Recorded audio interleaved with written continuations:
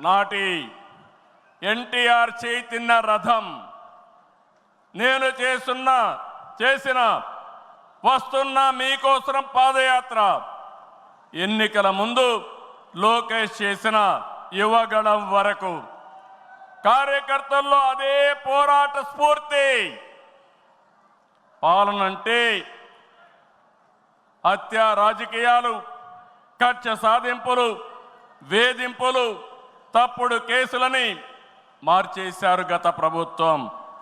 విధ్వంస పాలనతో రాష్ట్రాన్ని సర్వనాశనం చేశారు. దీన్ని ప్రశ్నించిన తెలుగుదేశం కార్యకర్తల్ని, నాయకుల్ని ప్రాణాలు తీశారు, వేటాడారు, వెంటాడారు, అక్రమ కేసులు పెట్టి అరెస్టులు చేశారు. కానీ ఒక్క వ్యక్తి కూడా ఎత్తిన జెండా దించకుండా పోరాటం చేసిన మిమ్మల్ని మనస్ఫూర్తిగా అభినందిస్తున్నా. ప్రశ్నించే వారి గొంతు నొక్కడానికి గ్రామస్థాయి నేతల గొంతులు కోశారు.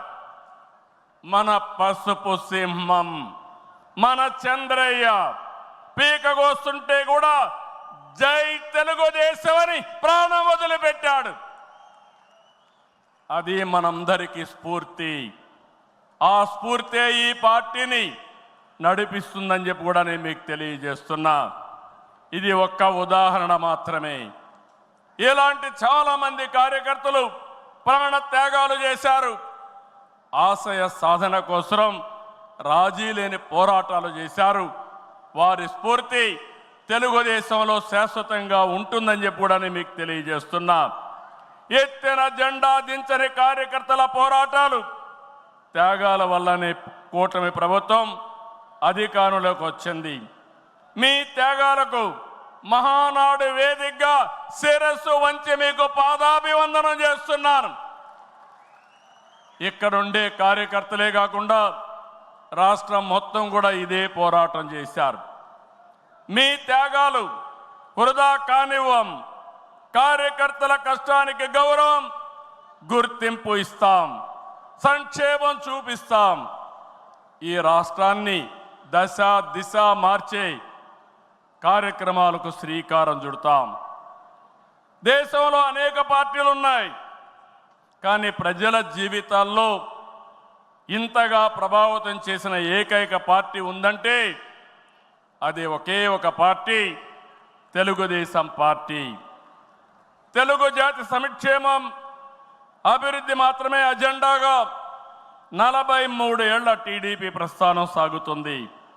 అటు తెలంగాణ నుంచి ఇటు ఉత్తరాంధ్ర వరకు అభివృద్ధి అంటే తెలుగుదేశం పార్టీ ఆవిర్భావానికి ముందు తర్వాతను చూడాల్సిన అవసరం ఉంది. ఇది చరిత్ర చెప్పిన వాస్తవం. సంక్షేమం, సంస్కరణలు, అభివృద్ధి, ప్రతిదానికి టీడీపీనే ఒక ట్రెండ్ సెట్టర్. టీడీపీ పాలనే ఒక బ్రాండ్ అంబాసిడర్. ఒకసారి చరిత్ర మనం చూస్తే పటేల్ పట్వారీ వ్యవస్థ రద్దు నుంచి ఆడబిడ్డల ఆస్తి హక్కు వరకు, బాలికా విద్యకు ప్రోత్సాహం నుంచి ప్రత్యేక మహిళా యూనివర్సిటీ వరకు, లోటు కరెంటు నుంచి మిగులు విద్యుత్ వరకు, 2 రూపాయల కిలో బియ్యం నుంచి పక్కా ఇళ్ల వరకు, 30 రూపాయల పింఛన్ నుంచి 4,000 రూపాయలు పింఛన్ వరకు, వంట కష్టాలను దీపం పథకం తప్పించడం నుంచి డాక్రా సంఘాల సాధికారం వరకు, నిరుద్యోగ పరిస్థితుల నుంచి ఐటీ ఉద్యోగాలతో విదేశాలలో సత్తా సాటే వరకు, రాయలసీమ రైతన్నులు సాగునీటి కోసం తల్లడిల్లే పరిస్థితి నుంచి డ్రిప్ సబ్సిడీలతో సిరులు పండించే వరకు, బడుగు బలహీన వర్గాలకు అధికారం చూపిన తొలి పార్టీ తెలుగుదేశం పార్టీ. ఈరోజు బీసీలు ఒకప్పుడైతే అడిగే పరిస్థితి నుంచి శాసించే పరిస్థితికి తెచ్చిన ఏకైక పార్టీ తెలుగుదేశం పార్టీ. ఇలా ఒకటని కాదు, ఒక వర్గం అని కాదు, ఒక ప్రాంతం అని కాదు, ఏ అంశమైనా పసుపు జెండా పుట్టక ముందు, పుట్టిన తర్వాత అని గీత చెప్పే పరిస్థితి వచ్చిందంటే అది మీ అందరి యొక్క త్యాగాల ఫలితమేనని చెప్పి నేను మీకు తెలియజేస్తున్నా. ఈరోజు నేను ఒకే ఒక విషయం మిమ్మల్ని అందరినీ కోరుతున్నాను. మనందరం కూడా రాజకీయ పాఠశాలలో అనునిత్యం విద్యార్థులమే. నేను కూడా అనేక సార్లు చెప్పాను, నేను నిత్య విద్యార్థిగా ఉంటా, ప్రతిరోజు నేర్చుకుంటా, నేర్చుకున్నది ప్రజలకు ఉపయోగపడితే దాన్ని ఆచరించే బాధ్యత నేను తీసుకుంటానని అనునిత్యం చెప్తున్నా. ఈరోజు ఇక్కడ మిమ్మల్ని చూశాను, చాలా ఆనందంగా ఉంది. ఉదయం నుంచి మీ ఉత్సాహం చూస్తే వర్షాలు పడుతున్నాయి.